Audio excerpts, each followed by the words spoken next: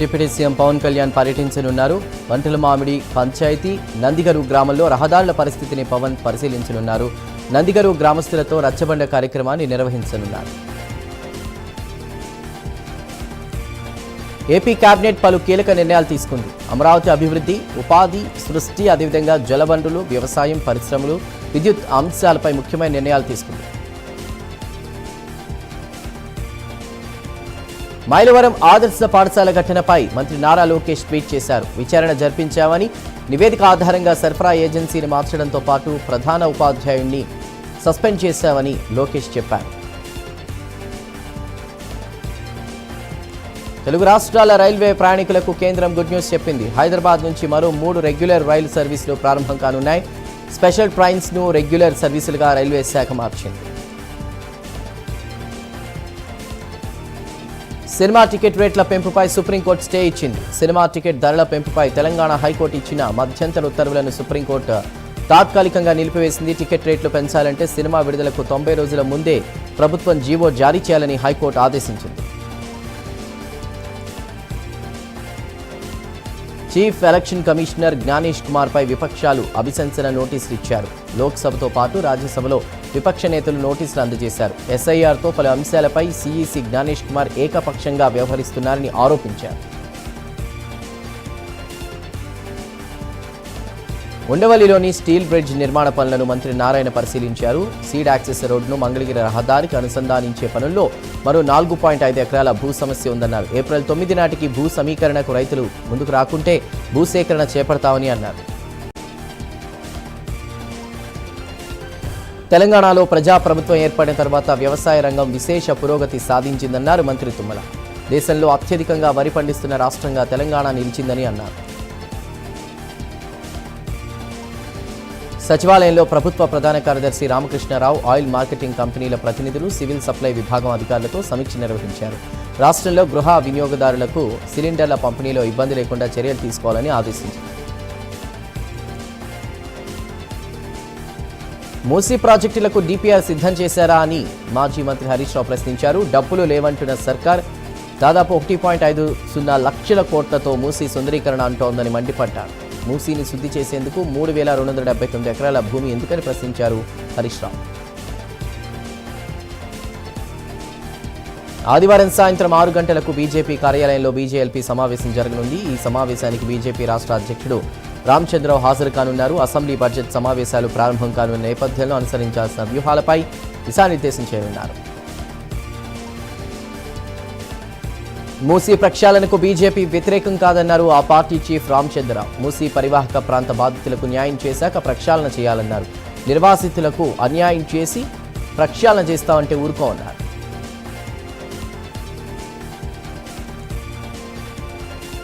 హైదరాబాద్ నోవోటెల్లో ఈ నెల 15న second national mobility summit ప్రదర్శన కార్యక్రమం నిర్వహించనున్నారు. దేశంలో స్మార్ట్ మొబిలిటీ, ఈవీలు, అదేవిధంగా రవాణా అభివృద్ధిపై చర్చించేందుకు సమిట్ ఏర్పాటు చేస్తున్నట్లు పొన్నం తెలిపారు. విశాఖ జిల్లా సింహాచలం దేవస్థానంలో స్వామివారి ప్రసాదాలు, అన్నదానానికి గ్యాస్ కొరత లేదని ఈవో తెలిపారు. దీనిపై భక్తులు ఆందోళన చెందొద్దన్నారు. అన్నదానానికి అంతరాయం ఉండదని ఈవో స్పష్టం చేశారు. కాకినాడ జిల్లా ప్రత్తిపాడులో పులి సంచారం కలకలం రేపుతోంది. శంఖవరం, ప్రత్తిపాడు మండలాల సరిహద్దు కొండ ప్రాంతాల్లో పులి కదలికలను అటవీశాఖ అధికారులు గుర్తించారు. ప్రజలు అప్రమత్తంగా ఉండాలని అధికారులు హెచ్చరించారు. నెల్లూరు జిల్లా ప్రభుత్వ వైద్య కాలేజీలో వైద్య విద్యార్థిని తేజస్విని ఆత్మహత్యకు పాల్పడింది. ప్రేమ వ్యవహారమే కారణంగా తెలుస్తోంది. వైద్యులు ప్రస్తుతం చికిత్స అందిస్తున్నారు.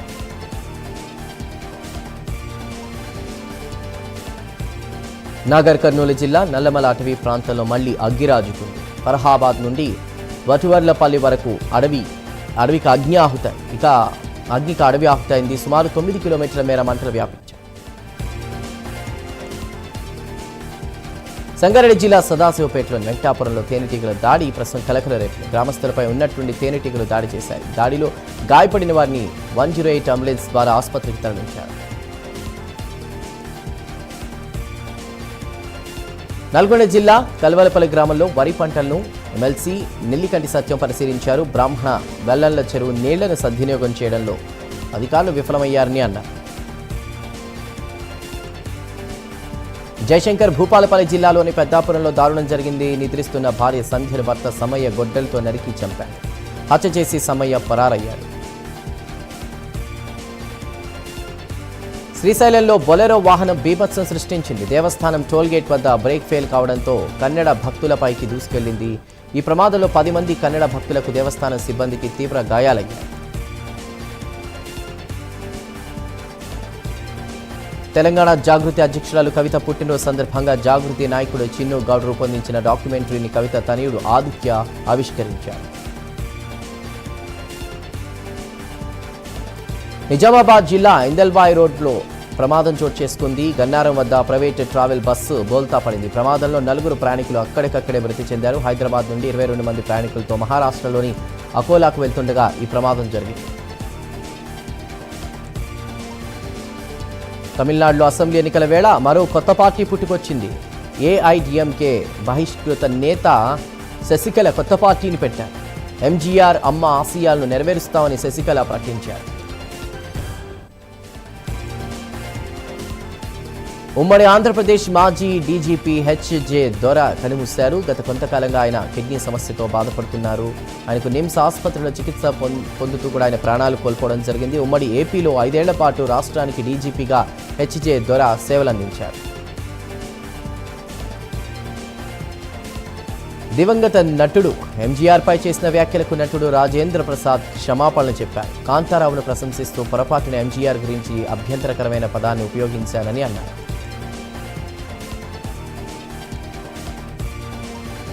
విశాఖ జిల్లా ఆనందపురం ప్రేమికుడి మరణంపై దర్యాప్తు వేగవంతం చేసినట్లు పోలీసులు తెలిపారు. ఫోరెన్సిక్ క్లూస్ టీంతో క్షుణ్ణంగా అన్వేషణ చేపడుతున్నామని అన్నారు.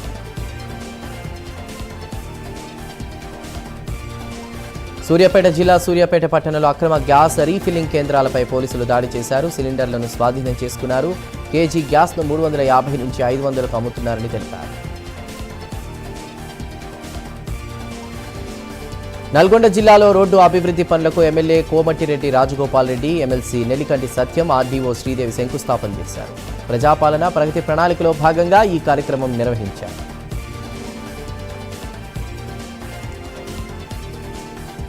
యాదాద్రి భువనగిరి జిల్లా 24వ వార్డులో లో వోల్టేజ్ సమస్య ప్రజలను ఇబ్బంది పెడుతోంది. దీనిపై కాంగ్రెస్ నాయకుడు చల్ల గరుగుల రఘుబాబు ఆధ్వర్యంలో కూడా ప్రజలు డీఈకి వినతి పత్రాన్ని అందించారు. లో వోల్టేజ్ సమస్యను పరిష్కరించాలని కోరారు.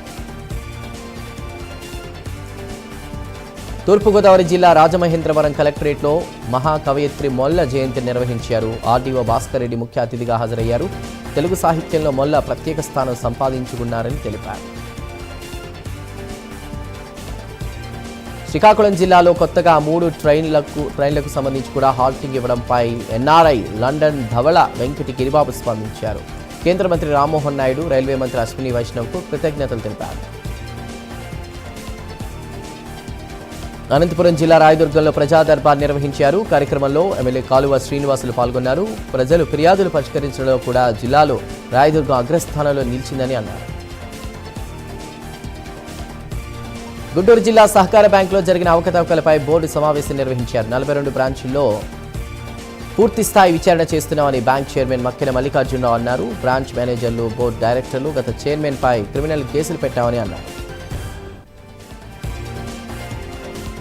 హైదరాబాద్ తార్నాకలోని ఆర్టీసీ ఆసుపత్రి వైద్య సేవల్లో మరో ముందడుగు పడింది. కెనరా బ్యాంక్ అనుబంధ సంస్థ క్యాన్పిక్ హోమ్స్ వారు ఆసుపత్రికి మొబైల్ డిజిటల్ పోర్టబుల్ ఎక్స్రే మిషన్ను విరాళంగా అందించారు. ఆర్టీసీ కార్మికుల జేఏసీ సమ్మె నోటీసులు ఇచ్చింది. సమస్యల పరిష్కారంపై ప్రభుత్వం నుండి స్పందన లేకపోవడంతోనే సమ్మె నోటీసులు ఇచ్చామని నాయకులు తెలిపారు. తూర్పుగోదావరి జిల్లా రాజమండ్రిలో ప్రజా దర్బార్ కార్యక్రమాన్ని నిర్వహించారు. కార్యక్రమంలో ఎమ్మెల్యే ఆదిరెడ్డి శ్రీనివాస్ పాల్గొన్నారు. చాలా మంది ప్రజలు ఇళ్ల పట్టాలు ఇవ్వాలని వినతులు అందించారు. ఈ నెల 15న హైదరాబాద్ ఇందిరా పార్క్లో ఫీజు పోరు దీక్ష చేపట్టనున్నారు. దీనికి సంబంధించినటువంటి వాల్ పోస్టర్ను యాదాద్రి భువనగిరి జిల్లాలో బీసీ సంక్షేమ సంఘం జిల్లా అధ్యక్షులు ఆధ్వర్యంలో కూడా ఆవిష్కరించారు. నల్గొండ జిల్లా మిర్యాలగూడ పట్టణంలో ప్రజాపాలన ప్రగతి ప్రణాళిక సన్నాహక సమావేశాన్ని నిర్వహించారు. ఎమ్మెల్యే బత్తుల లక్ష్మారెడ్డి అధ్యక్షతన ఈ కార్యక్రమం కొనసాగింది. శ్రీకాకుళం జిల్లా సంతకవిటి మండలం వెలతంపర గ్రామంలో పలు అభివృద్ధి కార్యక్రమాలకు ఎమ్మెల్యే కోండ్రు మురళీమోహన్ ప్రారంభం చేయడం జరిగింది. ఇదే కార్యక్రమంలో టీడీపీ కార్యకర్తలకు 5 లక్షల బీమా చెక్కులను అందించారు. పల్నాడు జిల్లా నర్సరావుపేట ఏరియా ఆసుపత్రిని కలెక్టర్ కృతికా శుక్లా ఆకస్మికంగా తనిఖీ చేశారు. ఆసుపత్రిలో డయాలసిస్ యూనిట్, రెడ్ క్రాస్ గది, స్కానింగ్ రూమ్, మెడికల్ షాప్ని తనిఖీ చేశారు.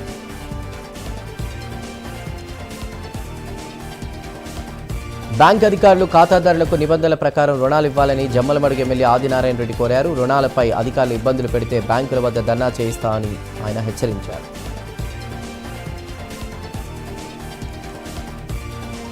ఏపీ హోటల్ అసోసియేషన్ సభ్యులు విజయవాడలో మంత్రి పయ్యావుల కేశవ్ను కలిశారు. గ్యాస్ కొరత కారణంగా 2 రోజుల్లో పరిస్థితి తీవ్ర రూపం దాల్చే అవకాశం ఉందని తెలిపారు. విద్యా వ్యవస్థకు నూతన ఉత్సాహాన్ని తీసుకొచ్చేలా మంత్రి నారా లోకేష్ శ్రద్ధ తీసుకుంటున్నారని ఎమ్మెల్యే బోడే ప్రసాద్ అన్నారు. కృష్ణా జిల్లా ఉయ్యూరు మండలం కాటూరులో కళావేదికకు రిబ్బన్ కట్ చేసి ప్రారంభించారు. తిరుపతి జిల్లా రేణిగుంటలో వరల్డ్ స్లీప్ డే సందర్భంగా నిద్ర సమస్యలపై ప్రజల్లో అవగాహన కల్పించారు. కరకంబాడ్లోని అమర ఆసుపత్రిలో ప్రత్యేక స్లీప్ స్టడీ ప్యాకేజీని ఆవిష్కరించారు.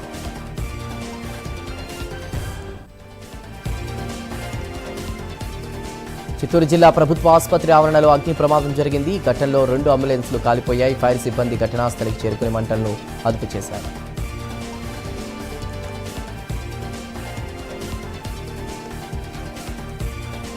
ఎన్టీఆర్ జిల్లా పెనుగంచిప్రోలు గ్రామంలో ప్రజా దర్బార్ కార్యక్రమాన్ని నిర్వహించారు. ఇందులో ఎమ్మెల్యే శ్రీరామ్ రాజగోపాల్ తాతయ్య పాల్గొన్నారు. తమ సమస్యలపై ప్రజలు ఎమ్మెల్యేకు వినతి పత్రాలు అందించారు.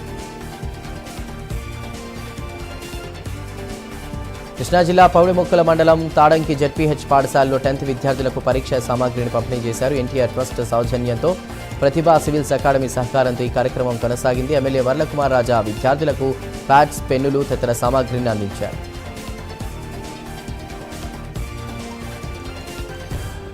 నిర్మల్ జిల్లాలోని మంచిర్యాల చౌరస్తా శ్మశాన వాటికలో సౌకర్యాలు కల్పిస్తామని మున్సిపల్ వైస్ చైర్మన్ అప్పాల గణేష్ చక్రవర్తి అన్నారు. నీటి సౌకర్యం, శానిటేషన్ మెరుగయ్యే విధంగా కూడా చర్యలు తీసుకుంటామని తెలిపారు.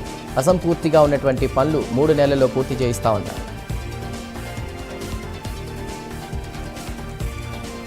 జయశంకర్ భూపాలపల్లి జిల్లా మహదేవ్పూర్ మండలం కాళేశ్వరంలో మంత్రి శ్రీధర్ బాబు పర్యటించారు. కాళేశ్వరం నుంచి పలుగుల వరకు కూడా డబుల్ బీటీ రోడ్ నిర్మాణానికి శంకుస్థాపన చేశారు. అన్నదాన సత్రం, దేవస్థానం, మ్యూజియం నిర్మాణానికి మంత్రి శంకుస్థాపన చేశారు.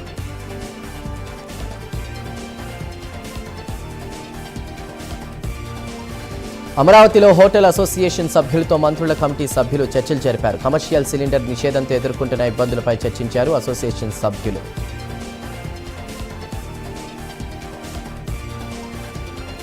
అనంతపురం శ్రీ విరూపాక్షేశ్వర ఓబుల దేవర స్వామి ఆలయ నూతన కమిటీ ప్రమాణ స్వీకారోత్సవం జరిగింది. కార్యక్రమానికి ఆర్భన్ ఎమ్మెల్యే దగ్గుపాటి ప్రసాద్ హాజరయ్యారు. ఏపీ సీఎం రాజకీయాల్లోనే కాకుండా ధార్మిక కార్యక్రమాల్లో మహిళలకు అధిక ప్రాధాన్యం ఇస్తున్నారని ఎమ్మెల్యే తెలిపారు. ఉమ్మడి ప్రకాశం జిల్లాలో మల్లికార్జున మల్టీ స్పెషాలిటీ ఆసుపత్రిలో కాలం చెల్లిన మందులు అందిస్తున్నారని బాధితులు వాపోయారు. దీనిపై వైద్యశాఖ అధికారులు స్పందించి ఆసుపత్రిని పరిశీలించారు. దీనిపై నివేదికను ఉన్నతాధికారులకు పంపించనున్నట్లు తెలిపారు. ఏలూరు జిల్లా నిడమరు మండలం పెదనిండ్రకొలను గ్రామంలో WBM రోడ్డు పనులకు శ్రీకారం చుట్టారు. ఉంగుటూరు ఎమ్మెల్యే పత్సమట్ల ధర్మరాజు హాజరై శంకుస్థాపన చేశారు. నిర్మల్ జిల్లాలో ఎల్లుండి వండర్ల్యాండ్ ప్రారంభోత్సవం జరగనుంది. బీజేఎల్పీ నేత ఎమ్మెల్యే ఏలేటి మహేశ్వర్ రెడ్డి చేతుల మీదుగా కూడా వండర్ల్యాండ్ను ఆరంభిస్తామని యాజమాన్యం తెలిపింది. ఈ కార్యక్రమానికి ప్రత్యేక ఆహ్వానితులుగా సినీ నటి ఐశ్వర్య రాజేష్ రానున్నారు.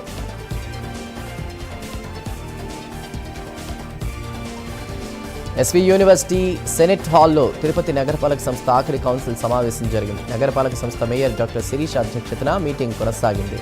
రోడ్డు విస్తరణ పనులు జరగడం ఎంతో గర్వంగా ఉందని మేయర్ తెలిపారు.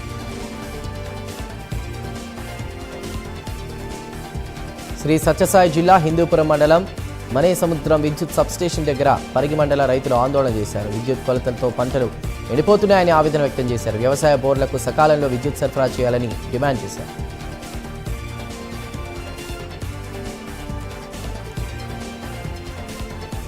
నెల్లూరు జిల్లా చిల్లకూరు మండలం తీర ప్రాంతం తూర్పు కలుపూరులో ముత్యాలమ్మ జాతర వైభవంగా జరిగింది. 3వ రోజు బంగారు చీరల అమ్మవారు భక్తులకు దర్శనమిచ్చారు. ముత్యాలమ్మ, పోలేరమ్మ అమ్మవార్లను భారీ ఎత్తున దర్శించుకుని మొక్కులు చెల్లించుకున్నారు భక్తులు.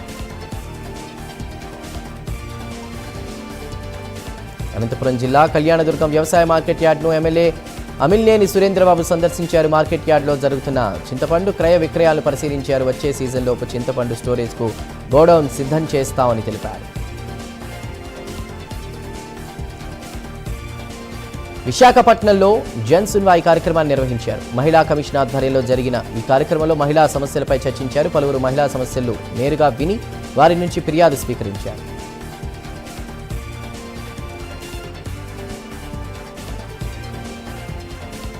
పశ్చిమ గోదావరి జిల్లా భీమవరం టీడీపీ నేతలు ప్రజల నుంచి అర్జీలు స్వీకరించారు. ప్రజా సంక్షేమం, అభివృద్ధి లక్ష్యంగా ప్రతి శుక్రవారం ప్రజల సమస్యలు తెలుసుకుంటున్నామని నాయకులు తెలిపారు.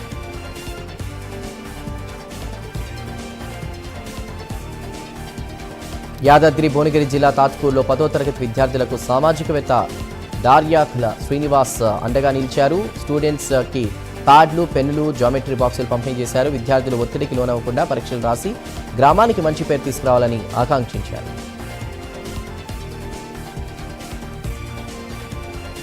విశాఖలో కబేలాలకు తరలిస్తున్న ఆవులను గో సంరక్షకులు పట్టుకుని పిఎస్కు తరలించారు. గోవులను తరలిస్తున్న వారిపై కఠిన చర్యలు తీసుకోవాలని డిమాండ్ చేశారు. ఇలాంటి ఘటనలు పునరావృతం కాకుండా నిఘా కట్టుదిట్టం చేయాలని కోరారు.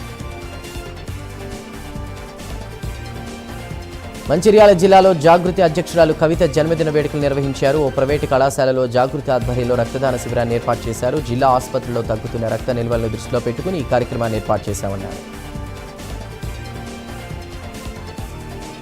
పార్లమెంట్ సమావేశాలకు ప్రధాని మోదీ హాజరవ్వకపోవడం ఆక్షేపణీయమని టీపీసీసీ అధికార ప్రతినిధి గౌరీ సతీష్ అన్నారు. యుద్ధం కారణంగా దేశ ప్రజలు ఎదుర్కొంటున్న సమస్యలపై ఇక పార్లమెంట్లో చర్చించడానికి మోదీ ఎందుకు భయపడుతున్నారని విమర్శించారు. హోటల్ రంగం ఇబ్బందుల్లో ఉంటే కేంద్రం చోద్యం చూస్తూ ఉండడం దారుణమని అన్నారు.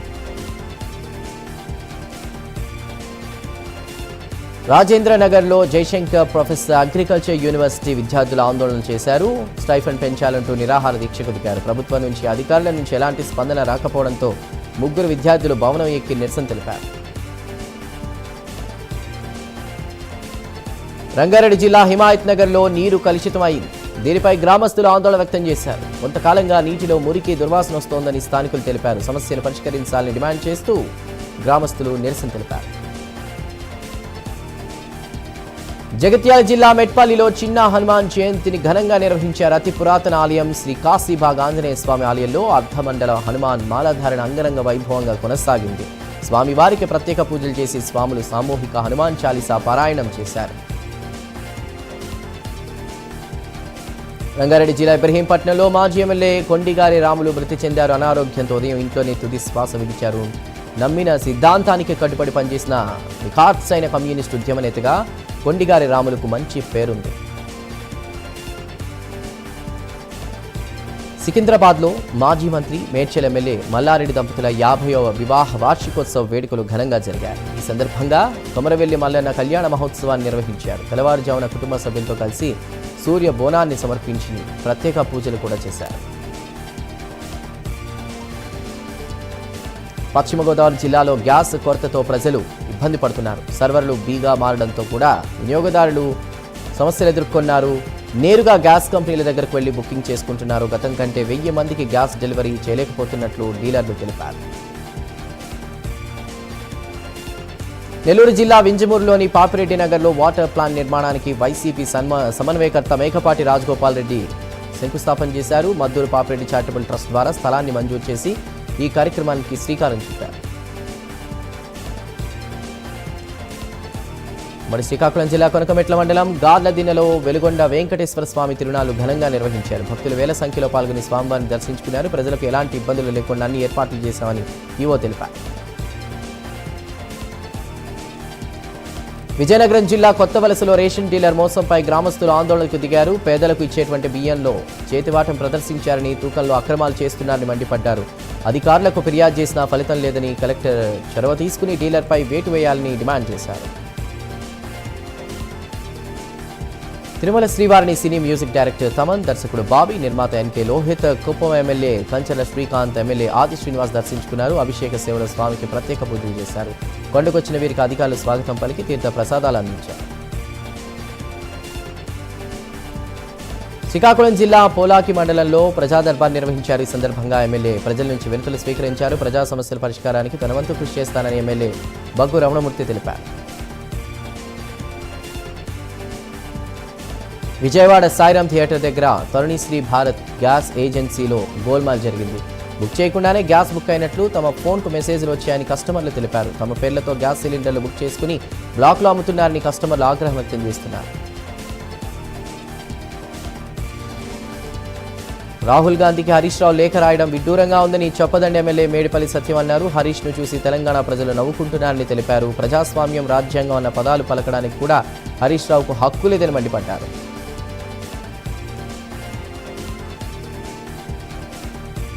వారణాసిలో శుక్రవారం ప్రార్థనలు ప్రశాంతంగా జరిగాయి. అటు పోలీసులు కూడా గట్టి బందోబస్తు ఏర్పాటు చేశారు.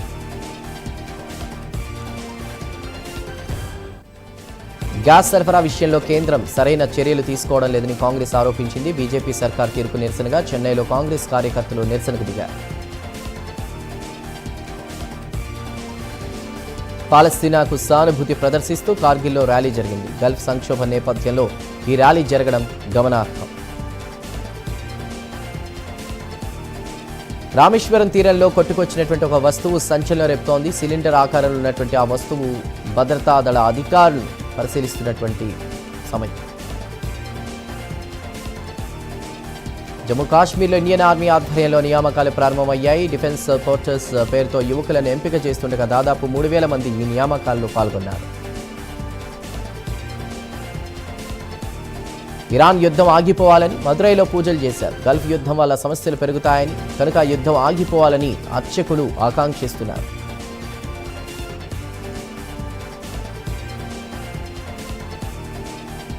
ఇరాన్కు మద్దతుగా షియాలు ర్యాలీ నిర్వహించారు. గల్ఫ్ యుద్ధం వాంఛనీయం కాదని నినదించారు.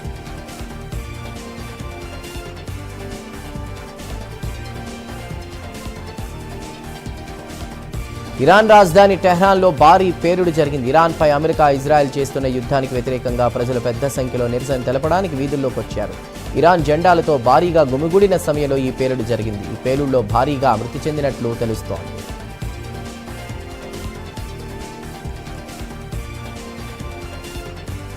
ఇరాన్పై అమెరికా అధ్యక్షుడు డొనాల్డ్ ట్రంప్ మరోసారి కీలక ప్రకటన చేశారు. G7 దేశాధినేతల చర్చల సందర్భంగా సంచలన వ్యాఖ్యలు చేశారు. త్వరలో ఇరాన్ బేషరతుగా లొంగిపోతుందని ప్రకటించారు.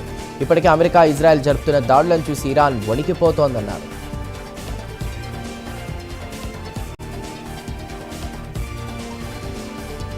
అమెరికాకు చెందిన జెట్ విమానం ఇరాక్లో కుప్పకూలింది. ఈ ప్రమాదం జరిగిన సమయంలో జెట్లో 6 సిబ్బంది ఉన్నారని, అందులో 4 మరణించారని అమెరికా ప్రకటించింది. మరో 2 పరిస్థితి విషమంగా ఉండడంతో ఆసుపత్రికి తరలించామన్నారు. విమాన ప్రమాదానికి యుద్ధానికి సంబంధం లేదని తెలిపారు.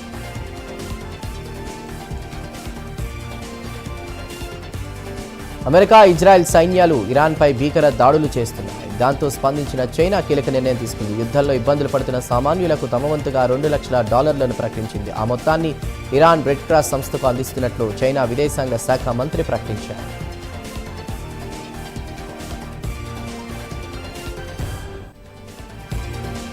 వరుసగా 3వ రోజు నష్టాల్లో స్టాక్ మార్కెట్లు ముగిశాయి. 1,470 పాయింట్లు తగ్గి 74,563 దగ్గర సెన్సెక్స్ ముగిసింది. 488 పాయింట్లు తగ్గి 23,151 దగ్గర నిఫ్టీ స్థిరపడింది. 1,343 పాయింట్లు బ్యాంక్ నిఫ్టీ తగ్గింది.